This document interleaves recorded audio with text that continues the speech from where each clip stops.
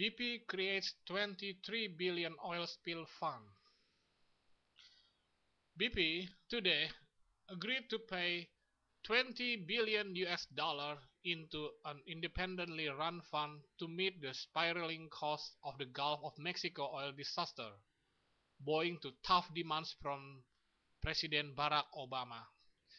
The deal was revealed as top executives from the British energy giant met Mr. Obama to discuss the crisis, which has triggered America's worst environmental disaster. Both sides were armed with legal teams after Mr. Obama vowed to make BP pay for recklessness, which triggered the massive spill. A source with knowledge of the deal confirmed that BP had bowed to Mr. Obama's demand to set the money aside in the fund, adding it would be overseen by prominent lawyer Kenneth Feinberg. Mr. Feinberg managed the compensation fund for victims of the September 11, 2001 terror attacks. We are going to use every legal device at our disposal if necessary, senior White House advisor David Axelrod said earlier on CNN. The New York Times reported BP would pay in the $20 billion over several years after Mr. Obama warned Americans that the country was fighting an epidemic which could take years to control. US experts now estimate between 35,000 and 60,000 barrels a day is spewing into the waters of the Louisiana coast after an explosion in April sank an exploratory deepwater drilling rig operated by BP. The massive slick is threatening the coastlines of four southern US states and has crippled the fishing and tourist industries, vital economic lifelines for the region.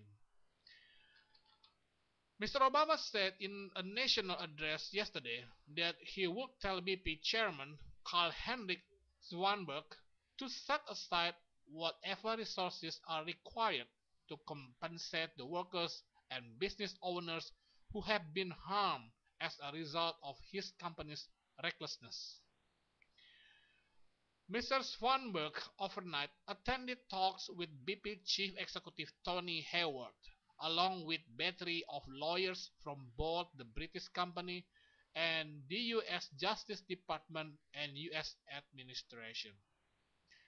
Just hours before, British Prime Minister David Cameron said, while BP was not running away from its responsibility, it had to be assured it would not be landed with claims which were nothing to do with the spill.